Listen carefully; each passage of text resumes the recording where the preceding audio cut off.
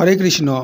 প্রিয় দর্শক, সুখদেবজি যখন রাজা পরীক্ষিতকে পদ্মকল্পের বর্ণনা করতে গেলেন, তখন সুখদেবজি বললেন, পরীক্ষিত, তুমি আমাকে যে প্রশ্নগুলি করেছো এই প্রশ্নগুলি একদিন বিদুরজি ভগবান মৈত্রজিকে জিজ্ঞাসা করেছিলেন। অনেক বছর আগে বিদুরজি তার সুখ সমৃদ্ধিতে পূর্ণ ঘর ছেড়ে বনে চলে গিয়েছিলেন। তখন রাজা পরীক্ষিত সুখদেবজিকে বললেন, প্রভু, ভগবান মৈত্রজির সাথে বিদুরজির কখন এবং কিভাবে সাক্ষাৎ হয়েছিল?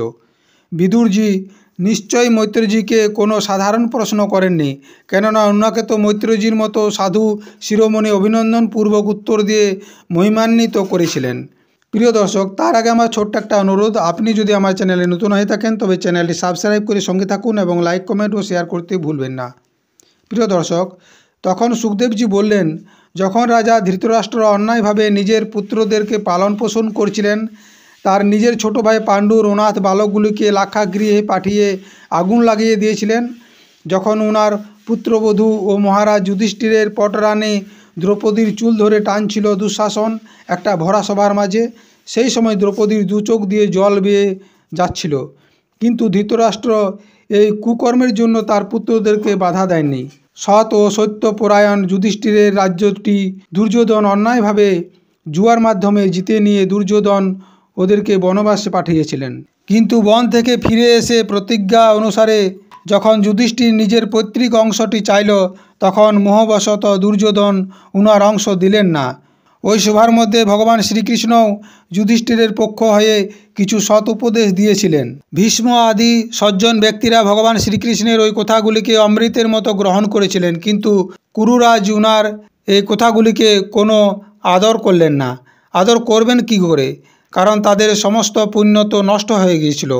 পরামর্শের জন্য যখন বিদুরজিকে সভার মধ্যে ডাকা হলো, তখন মন্ত্রীদের মধ্যে শ্রেষ্ঠ মন্ত্রী বিদুরজি রাজভবনে গিয়ে বড় ভাই ধৃতরাষ্ট্রকে জিজ্ঞাসা করার পর যে সহমতি দিলেন, যাকে নীতিশাস্ত্র জ্ঞানী পুরুষেরা বিদুর নীতি বলেন। বিদুরজি ধৃতরাষ্ট্রকে বললেন, মহারাজ, আপনি যুধিষ্ঠিরের পৈতৃক অংশ দিয়ে দিন। তারা আপনার অসহনযোগ্য অপরাধটাকেও সহ্য করেছে। গদাধারী ভীমকে তো আপনি প্রচণ্ড ভয় করেন। সে তার ভাইদের সঙ্গে নিয়ে এই অন্যায়ের প্রতিশোধ নেওয়ার জন্য প্রচণ্ড রেগে গিয়েছে। আপনি হয়তো জানেন না, ভগবান শ্রীকৃষ্ণ পাণ্ডবদের পক্ষ নিয়েছে। তিনি হলেন যদুবীরদের আরাধ্য দেব। তিনি এখন দ্বারকাপুরীতে বিরাজমান রয়েছেন। তিনি পৃথিবীর সমস্ত রাজাদেরকে নিজের অধীন করে নিয়েছেন এবং ব্রাহ্মণ ও দেবতারাও উনার পক্ষে। আর আপনি যাকে পুত্ররূপে পালছেন সেই দুর্যোধন হল মহাপাপী। সে একটা মূর্তিমান দোষ, এমন কি সে ভগবান শ্রীকৃষ্ণের সাথেও রাগ হিংসা রাখে, আর সেই জন্য আপনি ভগবান শ্রীকৃষ্ণ থেকে বিমুখ হয়ে রয়েছেন।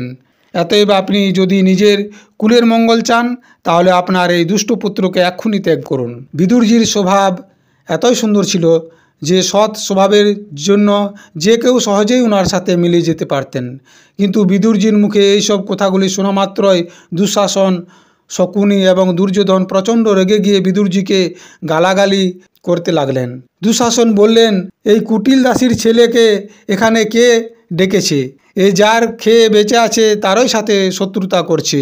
একে জীবন না মেরে এক্ষুনি একে এই নগর থেকে বের করে দাও।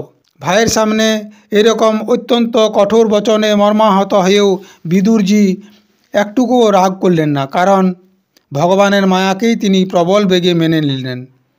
তাই তিনি নিজের ধনুষ্টি রাজ দরবারে রেখে হস্তিনাপুর থেকে অন্যত্র চলে গেলেন, যেখানে শ্রীহরি, ব্রহ্মা, রুদ্র, অনন্ত আদি অনেক মূর্তিরূপে বিরাজমান রয়েছেন। সেই সব স্থানগুলিতে তিনি তীর্থ করে বেড়াতে লাগলেন। যেখানে যেখানে ভগবানের প্রতিমাগুলি দ্বারা সুশোভিত তীর্থস্থান, নগর, পবিত্র বন, পর্বত, নিকুঞ্জ ও নির্মল জলে ভরা নদী, সরোবর আদি ছিল, সেই সমস্ত জায়গায় একাই তিনি বিচরণ করে বেড়াতে লাগলেন। আত্মীয় স্বজনরা যাতে তাকে চিনতে না পারে সেই জন্য তিনি অবধূত বেশে ঘুরে বেড়াতেন। তিনি শরীরকে সাজাতেন না এবং পবিত্র এবং সাধারণ খাবার খেতেন। শুদ্ধ বৃত্তিতে জীবন নির্বাহ করতেন। প্রত্যেক তীর্থে স্নান করতেন, মাটির উপর শুয়ে থাকতেন এবং ভগবানকে প্রসন্ন করার জন্য বিভিন্ন ব্রত পালন করতেন। এইভাবে তিনি তীর্থ করতে করতে যখন প্রভাস ক্ষেত্রে পৌঁছালেন, তখন তিনি শুনলেন যে ভগবান শ্রীকৃষ্ণের সহায়তায় পাণ্ডবরা কৌরবদের বিনাশ করেছে এবং যুধিষ্ঠির পৃথিবীর একছত্র অখণ্ড রাজ্যে রাজত্ব করছে। জঙ্গলে যেমন গাছে গাছে ঘর্ষণের ফলে আগুন লেগে দাবানলের সৃষ্টি হয়ে জঙ্গল পুড়ে ছাই হয়ে যায়, তেমনি তারা নিজেদের কলহের কারণে নিজেদের মধ্যে লড়াই করে ধ্বংস হয়ে গেল। এসব শোনার পর তিনি চুপচাপ সরস্বতী নদীর তীরে এসে পৌঁছালেন। সেখানে তিনি ত্রিত, উষণা, মনু, পৃথু, অগ্নি, অসিত, বায়ু, সুদাস, গৌ, গৃহ ও শ্রাদ্ধ দেব নামের 11টি তীর্থ সেবন করলেন। এছাড়াও তিনি সেখানে আশেপাশের অনেক তীর্থস্থানগুলি ভ্রমণ করার পর সেখান থেকে হেঁটে হেঁটে চলে গেলেন ধনধান্যপূর্ণ সৌরাষ্ট্র, সৌবীর, মৎস্য ও কুরুজাঙ্গাল আদি হয়ে যমুনা নদীর তীরে। তখন সেখানে তিনি পরম ভাগবত উদ্ধবজির দর্শন পেলেন। তিনি ভগবান শ্রীকৃষ্ণের পরম ভক্ত ও অত্যন্ত শান্ত স্বভাবের ছিলেন। উদ্ধবজি দেবগুরু বৃহস্পতির শিষ্য ছিলেন।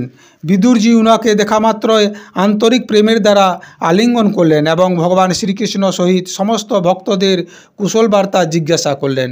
বিদুরজি উদ্ধবজিকে বললেন, পুরাণ পুরুষ বলরামজি এবং শ্রীকৃষ্ণ নিজের নাভি কমল থেকে উৎপন্ন ব্রহ্মাজির প্রার্থনায় এই জগতে অবতার নিয়েছেন। তিনি সবাইকে আনন্দ দান করতে করতে বাসুদেবজির ঘরে কুশলেই আছেন তো? যাদবদের সেনাপতি প্রদ্যুম্নজি প্রসন্ন আছে তো? তিনি পূর্বজন্মে কামদেব ছিলেন তথা যাকে রুক্মণী দেবী ব্রাহ্মণদের আরাধনা করে ভগবানের কাছ থেকে প্রাপ্ত করেছিলেন। সাতত বৃষ্ণি ভোজ দাসাই বংশী যাদবদের অধিপতি মহারাজ উগ্রসেন সুখে আছে তো?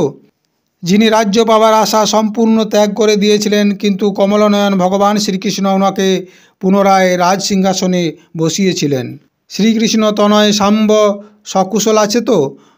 অনেক ব্রত করার পর জাম্ববতী উনাকে পেয়েছেন।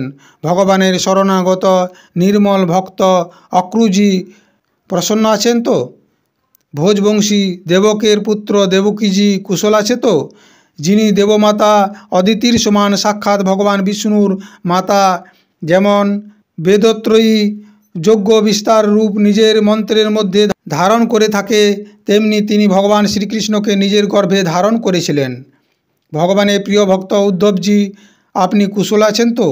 ধর্মরাজ যুধিষ্ঠির, ভাই অর্জুন ও ভগবান শ্রীকৃষ্ণের সহায়তায় ধর্ম মর্যাদার ন্যায়পূর্বক পালন করছে তো? গদাধারী ভীম তার ক্রোধকে কম করেছে তো? মাদ্রির যমজ পুত্র নকুল এবং সহদেব তারা সকুশলে আছে তো? পাণ্ডুর মৃত্যুর পর কুন্তি মৃতপ্রায় হয়ে গিয়েছিল, তবু ওই বালকদের জন্য প্রাণ ধারণ করে আছেন। রথিশ্রেষ্ঠ মহারাজ পাণ্ডু এমনই অনুপম বীর ছিলেন যে উনি কেবল একটা ধনুষ নিয়ে একাই চারিদিক জয় করেছিলেন। বিদুরজি উদ্ধবজিকে আরও বললেন, উদ্ধবজি, আমার তো ওই অধঃপতন গ্রাসী ধৃতরাষ্ট্রের জন্য বারবার দুঃখ হচ্ছে। তিনি পাণ্ডবদের রূপে মৃত ভাই পাণ্ডুর সঙ্গে দ্রোহ করেছে তথা নিজের পুত্রদের হাঁয়ের সঙ্গে হাঁ মিলিয়ে আমাকেও ওরা ঘর থেকে বের করে দিয়েছিলেন। কিন্তু ভাই, এতে আমার কোনো দুঃখ নাই। এসব তো ভগবান শ্রীকৃষ্ণেরও লীলা। আমি তো ওনার কৃপাতেই ওনার মহিমাগুলি দেখতে দেখতে অন্যের দৃষ্টি থেকে দূরে থেকে আনন্দে তীর্থ সেবন করছি।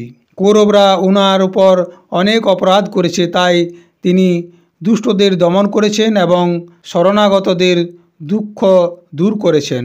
ভগবান শ্রীকৃষ্ণ জন্ম এবং কর্মরহিত হয়েও দুষ্টদের বিনাশ করার জন্য এবং ভক্তদেরকে নিজের প্রতি আকর্ষিত করার জন্য উনার দিব্য জন্ম ও কর্ম হতেই থাকে। যিনি অজন্ম হয়েও নিজের শরণে আগত সমস্ত লোকপাল ও আজ্ঞাকারী ভক্তদেরকে কৃপা করার জন্য যদুকুলে জন্ম নিয়েছেন, সেই পবিত্র কীর্তি শ্রীহরির কথা আমার কাছে বর্ণনা করুন।